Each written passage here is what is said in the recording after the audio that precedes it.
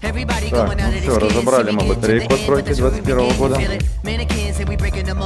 Перформанс. Так, у нас проблема со вторым модулем, четвертым небольшая. Во втором модуле у нас один из бриков 0,3 вольта полностью сел. При этом 3600, 651. В целом все круг они одинаково заряжены. Отлично. И в четвертом у нас один из бриков 3127. Все остальные там 3120. Вот, будем здесь заряжать. Здесь тоже пробовать будем заряжать. Смотреть, что получится.